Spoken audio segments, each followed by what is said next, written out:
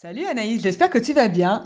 Bienvenue dans les Vocaux Diago. Je voulais parler aujourd'hui avec toi d'employé advocacy et comment on la mettait en place concrètement. Bonjour Inès, merci de m'accueillir sur les vocaux de Yago, trop contente d'être là à tes côtés.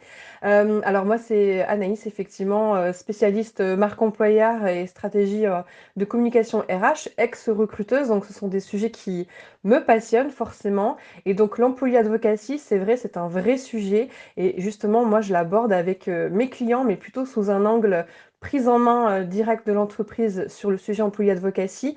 Et justement j'aimerais bien te partager de différents contenus que j'ai mis en place aux côtés de mon client Achille, qui est un collectif de recruteurs indépendants. Alors, tu vois, au départ, avec Achille, on avait des enjeux assez précis, notamment sur le fait de sortir du lot par rapport à la concurrence, parce que on est quand même sur un marché assez costaud. Il y a beaucoup de réseaux de recruteurs indépendants, donc il y avait déjà ce premier enjeu. Et le deuxième enjeu, c'était aussi de renforcer leur marque employeur, notamment en impliquant les membres du collectif dans la stratégie de communication. Et ça rejoint tout à fait la notion de employé advocacy, la difficulté que ça peut être, dans la mesure où, les employés ou les membres, en ce qui concerne Achille, Heu, postent de leur côté, certes, mais pour certains, ils ont pas forcément envie de prendre la parole ou des fois ne savent simplement pas quoi dire. Ils estiment qu'ils ont pas grand-chose d'intéressant à dire et donc en fait, il y a un sacré challenge derrière pour moi, en tant que créatrice de contenu, externe, c'est de traduire leur voix à travers des contenus entreprises, et ça, pour ça, c'est ce que je vais aborder aujourd'hui avec toi parce qu'on va explorer 2 contenus différents, à savoir les posts LinkedIn et les articles. Ouais, c'est un sujet super important parce qu'on sait que les contenus postés par des employés ou par des humains ont beaucoup plus d'impact que les contenus des pages entreprises. Du coup, est-ce que tu peux nous en dire un petit peu plus sur les deux contenus que tu as développés pour Achille?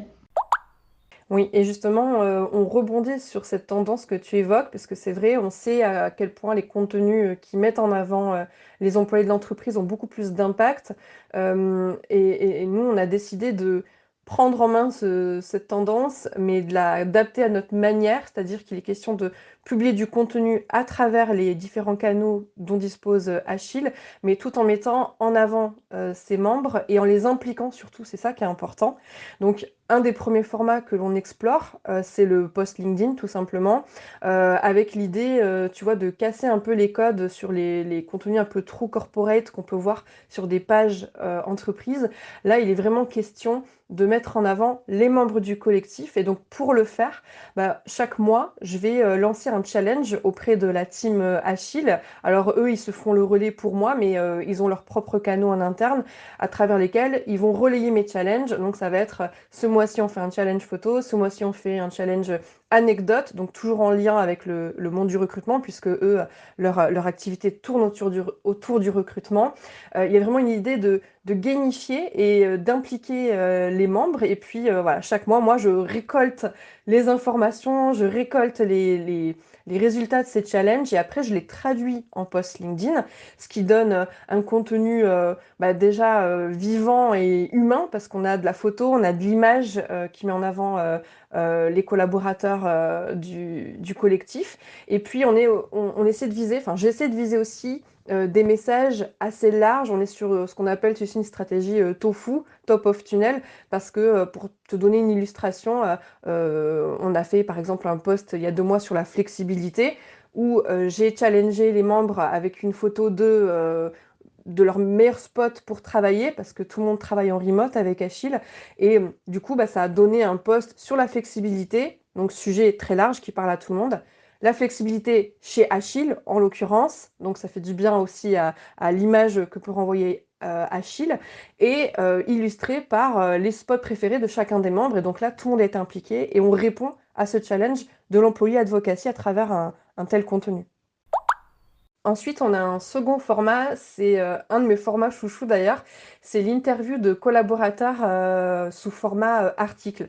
Donc c'est-à-dire que là, tu vois, je parle pas d'articles, très classiques comme tu peux voir parfois un peu partout sur internet, «Qui est, Jean-François? Découvrez le parcours atypique, de, Marine». Non, l'idée, c'est vraiment de de partir de leur parcours. Donc moi, je vais faire une interview, je vais conduire l'interview, rencontrer des membres qui ont été sélectionnés, identifiés par la team Achille et en concertation avec moi et avec les membres, on se dit, OK, voilà qui va être mis en lumière. Donc je vais interviewer des personnes, je vais les faire parler, voilà, de leur parcours, de les questionner sur leur pratique en recrutement, écouter, tu vois, leur vision sur le marché, le monde du travail. Et en fait, à partir de ça, moi, je vais extraire, on va dire, des pépites, des messages forts, des inspirations. L'idée, c'est de dégager un angle et de pas faire juste un portrait pour faire un portrait, mais vraiment faire passer des messages forts qui pourront inspirer d'autres recruteurs eux-mêmes. Donc là, tu vois, c'est un format qui est génial parce que on met en lumière des ambassadeurs, entre guillemets, du collectif.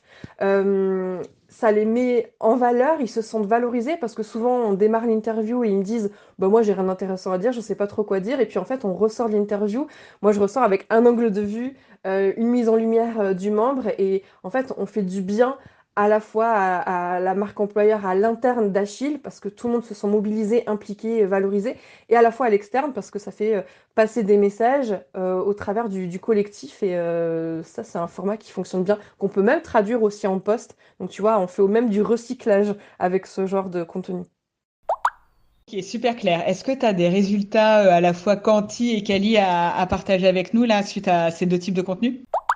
Alors oui, même si en général la com, c'est toujours un peu difficile d'en mesurer les impacts, la chance qu'on a avec un outil comme LinkedIn, c'est qu'on peut suivre des métriques. Donc pour te donner un peu un ordre d'idée, euh, globalement, Achille, on partait avec une fréquence très légère, hein. Il postait pas de manière régulière en 2023. Donc là, c'est une stratégie qu'on a mis en application depuis janvier 2024. On peut observer que déjà, on atteint une moyenne par poste d'à peu près 6000 impressions. On a fait x2 sur le nombre de visiteurs uniques par rapport à 2023. Sur le classement concurrent, ils sont passés de la 8e place à la première place. Là, on est un peu redescendu sur la deuxième, mais ça reste un bon score. On est sur le podium. Et puis sur les postes, de manière un peu plus précise, tu vois, les postes justement qui mettent en valeur les membres qui sont plus orientés employés advocacy. Là, on arrive parfois à des pics de 10 000 impressions par poste. En fait, de manière très limpide, les posts qui fonctionnent le mieux sur la page entreprise sont quasiment systématiquement les posts où on voit les visages des membres du collectif. Donc c'est assez significatif. Et 10 000 impressions pour du post LinkedIn sur de la page entreprise, il faut quand même souligner que c'est un excellent score parce qu'on sait que les pages entreprises sont pas les canaux où il y a le plus de portée. Généralement, on plébiscite le profil perso. Mais là, pour le coup, ça prouve que pour une page entreprise, avec une stratégie qui vise à mettre en avant les gens de l'entreprise, c'est vraiment la stratégie gagnante pour avoir des meilleures métriques. Et ensuite, bon, les chiffres, c'est bien, mais ce qu'on peut aussi observer et ce qui est tout aussi important, voire même encore plus important, c'est les retours plutôt quali. Et notamment, tu vois, il y a un excellent baromètre. C'est ce que les cofondateurs ou les membres peuvent entendre quand ils sont en rendez-vous, que ce soit avec des prospects ou des candidats. Depuis qu'on a mis en place cette strate, depuis janvier 2024, ils entendent de plus en plus des personnes leur dire en rendez-vous, ah, on voit vos contenus, on vous remarque, on entend parler de vous. En fait, la force de ces contenus, c'est que c'est déclencheur de discussion et surtout c'est qu'on répond au challenge de départ, en fait, qui était d'être beaucoup plus visible, de devenir une référence. C'était aussi ça l'enjeu de départ et ça, je pense qu'on a plutôt remporté ce challenge et c'est ce qui ressort d'ailleurs des cofondateurs qui régulièrement remarquent ces retours et ces retombées en entretien. Trop bien, super clair tout ça. Merci beaucoup Anaïs. Et puis je te dis à bientôt. Avec plaisir, Inès. J'étais super contente de pouvoir partager cette forme d'alternative pour finalement les personnes qui sont pas très à l'aise avec l'exercice de l'employé advocacy. Et bah, à très bientôt.